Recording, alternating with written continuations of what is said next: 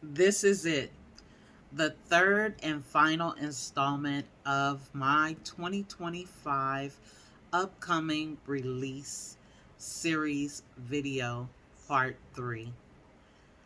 Save the best for last. Isn't that what they say? My name is Raquel. Welcome and welcome back. So, we're going to start out with The Garden Wedding by Rosie Lee. Martha Garden is a mess, and everyone in the Garden family knows it. A successful physician, Martha is usually the source of the Garden family drama, but her heart is in the right place. Sometimes.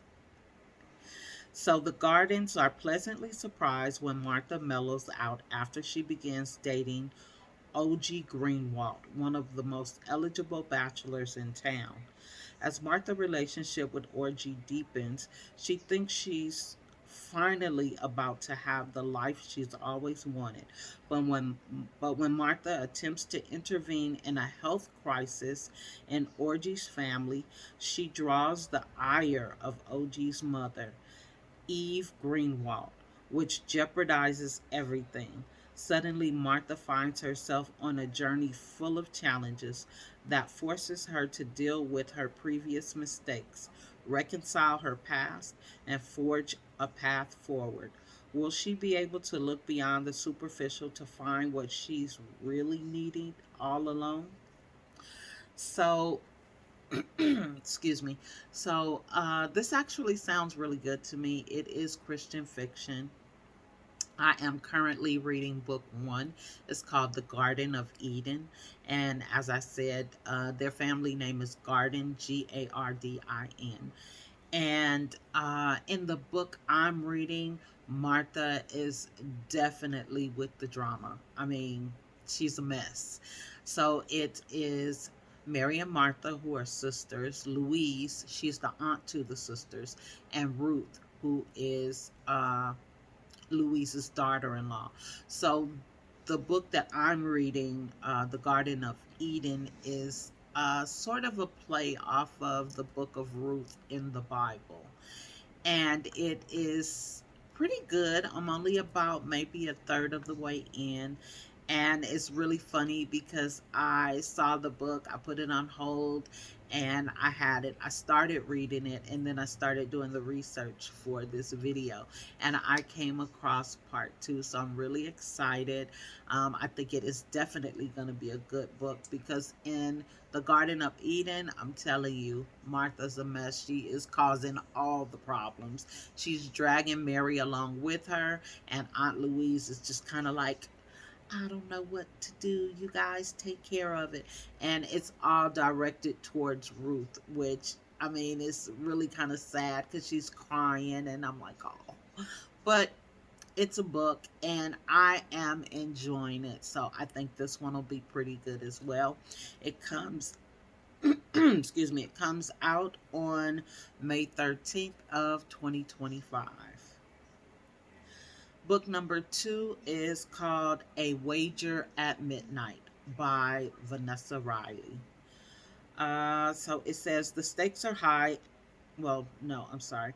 It says Scarlett Wilcox is willing to live out her life as a spinster if it means being able to continue her medical research to help a friend in need. Excuse me.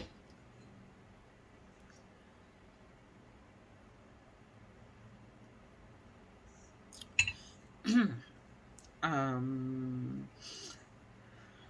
After all, few husbands would tolerate her dressing as a man to attend lectures at the Royal Academy of Science. If the Duke of Torrance finds her such a specimen, she will agree to a marriage in name only, much to the dismay of her elder sister, the Viscountess. When she unmasked at a lecture on often ophtho- ophthalmology, um, Scarlett prepares to be disgraced, but she's saved by Trinidadian born physician Stephen Carew, who claims her as a cousin. Dedicated to caring for his community, Stephen has no wish to marry a frivolous and privileged lady, no matter how many falls for his disarming accent and seductive charm. But Scarlett proves the opposite of any he's ever met before. Yet the pressure to marry blinds them both to the chemistry growing between them, pitting their brilliant minds against their reluctant hearts as the Duke and Viscountess await with bated breath to see who will win.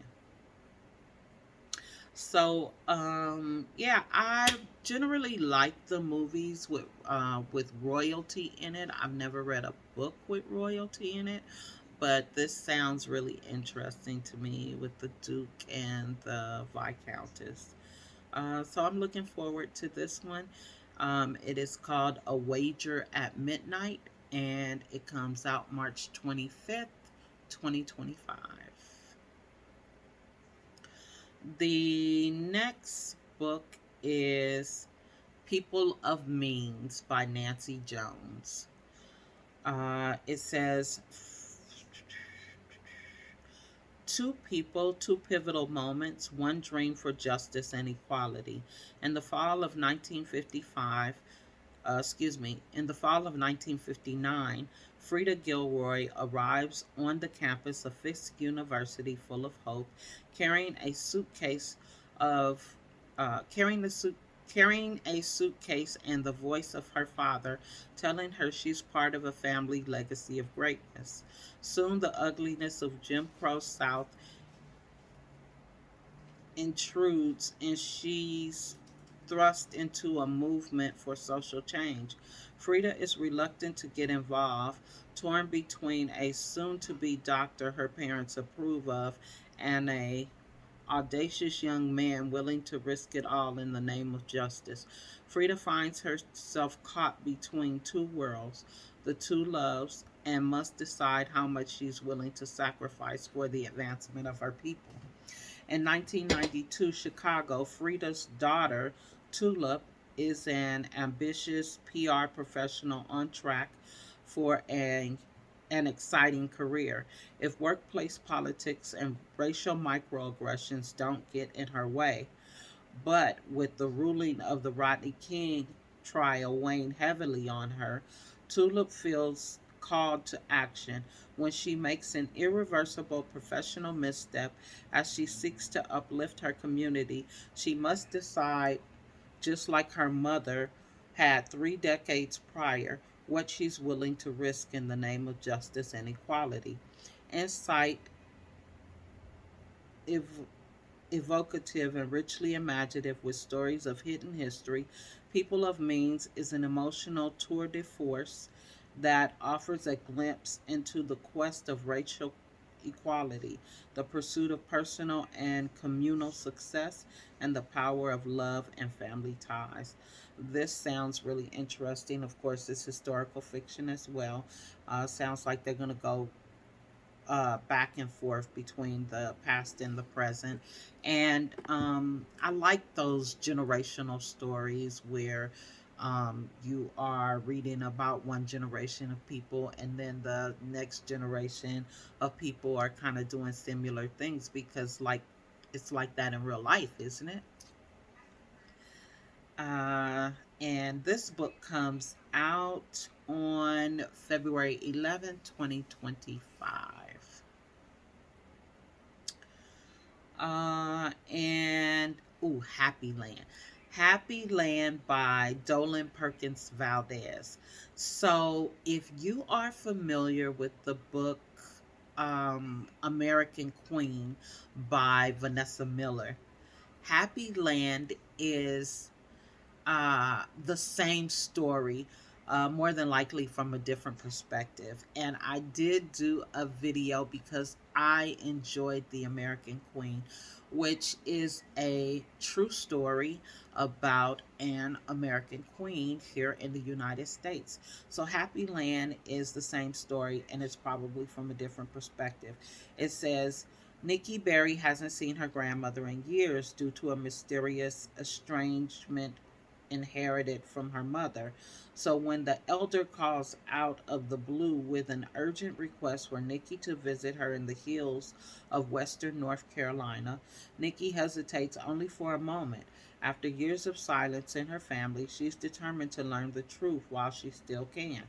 But instead of answers about the recent past, Mother Rita tells Nikki an incredible story of a kingdom on this very mountain and of her great great great grandmother, Luella, who would become its queen.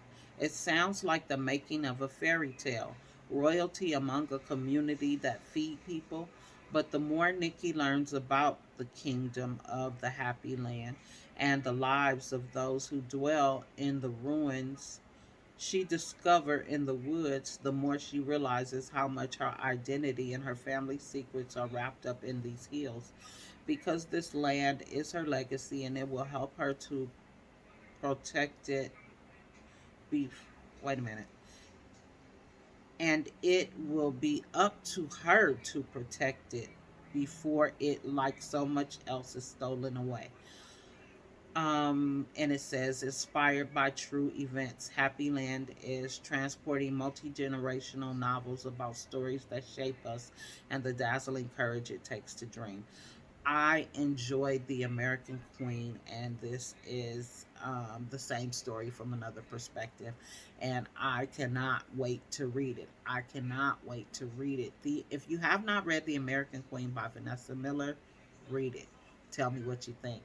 But I enjoy um, historical fiction probably more than I should, considering there's usually a lot of trauma in historical fiction, but um, there is always a bit of truth in historical fiction. I find that most of the stories have a bit of truth and then they build the fiction around that truth.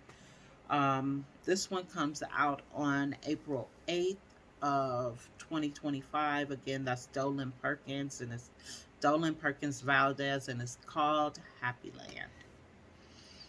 Uh, the next book is called The Unexpected Diva by Tiffany L. Warren, and this too is historical fiction.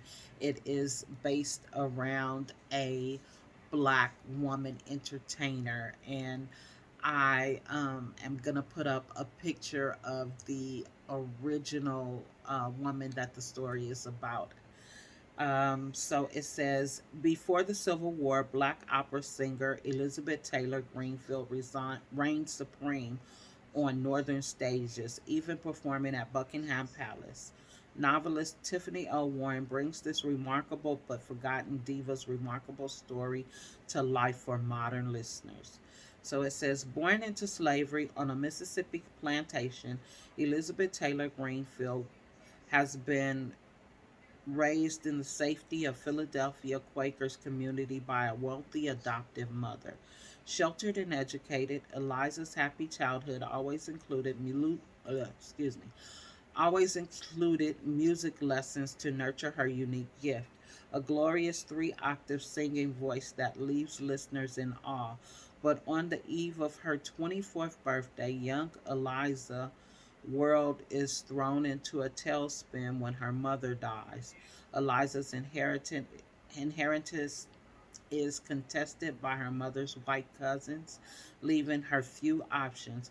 She can marry her longtime beau, Lucien, though she is though she has no desire to be a wife and mother, or she can work as a tutor for rich families. Her mother's dying wish was for Eliza to pursue her talent and become a professional singer, but that grand vision now seems out of reach. When a chance performance on a steamboat in Buffalo, New York, leads to a surprising opportunity, fearless Eliza seizes the moment. Within a year, she is touring America, singing to packed houses and igniting controversy wherever she goes. In a country captivated by the Swedish nightingale Jenny Lind, Eliza is billed by tour promoters by tour promoters as the Black Swan, an unlikely diva. Eliza is tall, dark skinned, and robust of figure compared to the petite European prima donna, but even the harshest critic can't deny Eliza's extraordinary gift. Uh, Menaced by racist crowds, threatened by slave catchers who kidnap free black people, Eliza lives a public life full of risk, but one which also holds the promise of great riches and the freedom those buy. For the churches of Philadelphia to Queen, oh, excuse me, from the churches of Philadelphia to Queen Victoria's Salon and Buckingham Palace, Eliza Green will Eliza Greenfield will blaze her own path with a voice that no listener can forget. Uh, and this sounds really good. It is about a black opera singer, as I said. And this is super interesting because it says that she was adopted. And so, how do you adopt an enslaved person? Like, I am looking forward to reading this because I need to know how she was adopted. And even at this time, like, I would not expect her adopted mother's white cousins to give her anything. I mean, and I'm actually very surprised that she was able to, go around the US and sing and go over to London. Um, but I guess they always think we should entertain them, so maybe that's why. Anyway, again, this is The Unexpected Diva by Tiffany L. Warren. Comes out January 7th of 2025. The next book is Death of the Author. It is by Nnedi Okorafor. And this one, I believe, is fantasy or sci-fi or something like that. It says the future of storytelling is here. Disabled, disinclined to marry, and more interested in writing than a lucrative career in medicine or law. Zilu, uh, Zilu has always felt like the outcast of her large Nigerian father. Then her life is upended when, in the middle of her sister's lavish Caribbean wedding, she's unceremoniously fired from her university job. And to add insult to injury, her novel is rejected by yet another publisher. With her career and dreams crushed in one fell swoop, she decides to write something just for herself. That comes out is nothing like the quiet literary novels that have so far peppered her unremarkable career. It is a far future epic where androids and AI wage war in the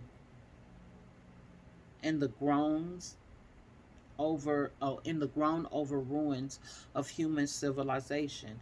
She calls it rusted robots.